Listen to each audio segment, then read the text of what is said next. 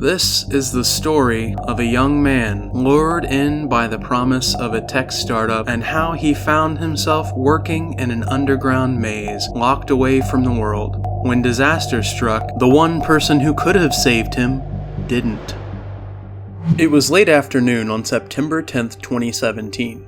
Bruce looked up and noticed smoke coming from the house up the hill.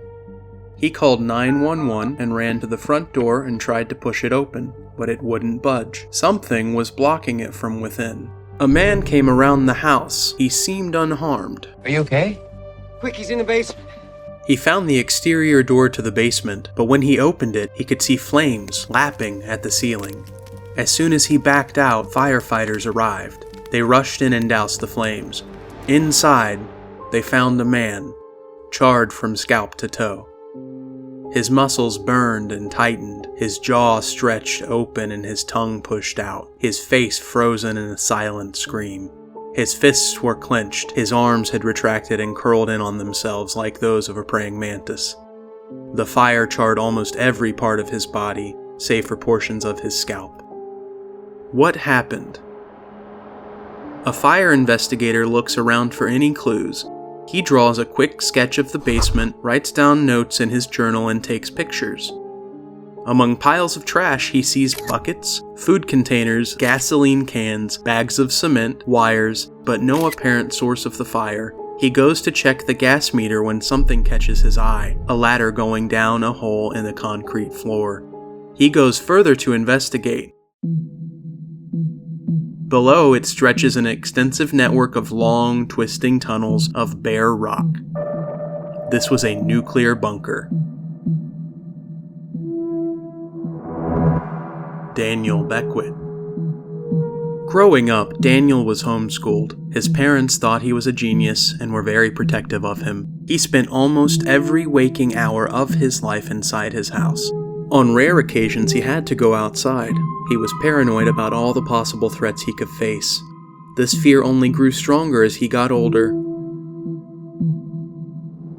In the neighborhood, the Beckwith family was notoriously known for being out of the ordinary and always having their house filled with piles of trash. In 2010, his mom passed away and his dad moved into a retirement home, leaving him with $2.6 million and the house he grew up in. Around that time, Daniel started at the University of Illinois, though he was kicked out after only 2 years for hacking into university systems, committing fraud, vandalizing professors' offices, and making thermite in his dorm room. He was convicted of multiple charges but received only 2 years probation. He became obsessed with geopolitics and conspiracy theories, scared of a nuclear attack. Askia Kafra came from a middle-class home, son of immigrants from Trinidad. Askia had dreamed of living large, like the Silicon Valley titans he admired. He was developing an app. The app wasn't a total pipe dream. He and his business partner were preparing to apply for a $100,000 grant funded by Silicon Valley billionaire Peter Thiel. The program was only for 22-year-old and under entrepreneurs willing to drop out of college, which Askia had just done. One night, on the live video chat platform Blab, Askia stumbled upon Daniel streaming with Martin Shkreli, the infamous Pharma Bro. Daniel, known for his intellect and generosity, gave investment advice while remaining anonymous, always appearing in a fire protection suit and broadcasting from a supposed bunker. Knowing Daniel was open to investments, Askia pitched him a business idea. Intrigued, Daniel agreed to meet. In June 2016, Askia and his partner Jacinta met him at a hookah bar. Daniel arrived in a bulletproof vest, camo shirt, and welding goggles. He expressed interest but needed time for due diligence. As he drove off, his back seat, filled with shovels and dirt, hinted at the bunker's reality. That fall, Daniel lent them $5,000, expecting repayment from a $100,000 grant. When funds ran dry, Askia begged Daniel for more money, even offering to work off the debt. Daniel eventually responded, hiring Askia to dig in the bunker for $150 a day. When picking him up, he changed his router's IP address, blindfolded Askia, and drove in loops for hours to give the impression that he lived in deep Virginia instead of Bethesda. In the tunnels, Askia had to urinate and defecate in a 5-gallon bucket, and when the bucket grew full, he attached it to a pulley and messaged Daniel, who winched it up through a hole in the kitchen floor and poured the contents into an upstairs toilet. When Askia got hungry, he sent requests for food, which Daniel dropped down the hole.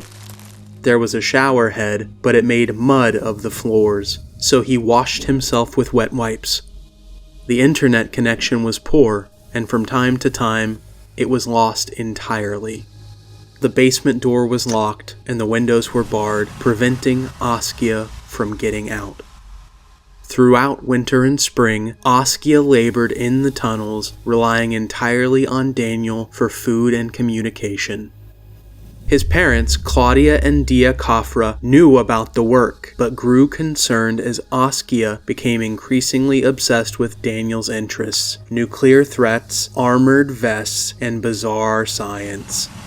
His father feared a disaster, while his mother begged him to quit. He promised that he was done with it.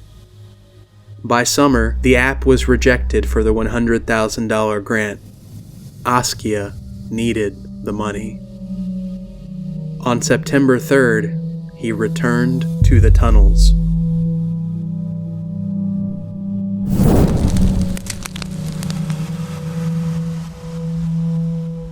On the night of September 10th, Daniel tosses a bag of chips down the tunnel to Askia and goes to his room. At 2:32 a.m., Askia messages him. Askia tries calling him, but Daniel is asleep. 6 hours later, Daniel finally wakes up,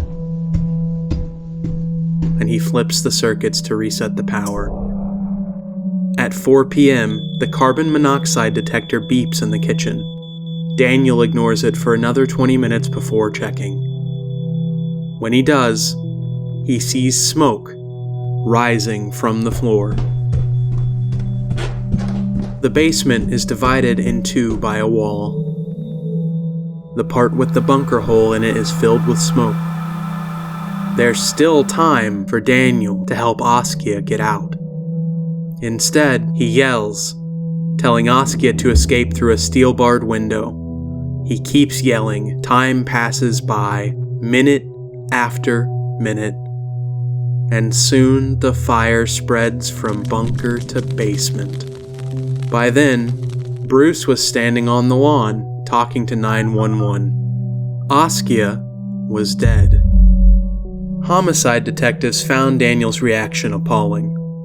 At first, he was pleased that the fire didn't burn most of the house and seemed completely unconcerned about Askia's death, claiming Askia was just living there.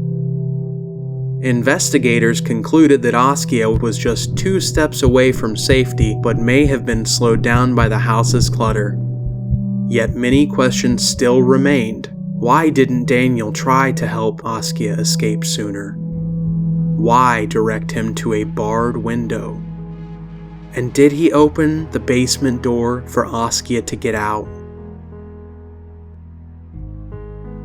Way out. You told me originally that you took a couple of gas cans. Yeah, but I never found those. Well, one was supposed to be in the front yard and the other was on the side. Okay, so I didn't get that. So somebody might have walked off with them. Jeez. Okay. Yeah, never found them. If I tell you where Askia was found, you gonna be cool with that? I mean, I want to know. I might be a little upset, but I'm guessing it You was... cool with me telling them where Askia was found and all? But Askia's found in the laundry room. Oh, wow, I was so close to getting him. Oh, man. I was so close. I could have picked him up and taken him out. I was so close. Well, may not have been anything you could have done. Oh, wow. I mean, That's just awful. It's so close. I almost rescued him. I almost rescued him. let me ask. After an 8-month investigation, Daniel was charged with involuntary manslaughter and second-degree depraved heart murder with a disregard for human life so extreme that it amounted to willful killing, though his murder conviction was overturned, citing lack of evidence. He only served about 3 years of the original 9. By July 2022, Daniel was free.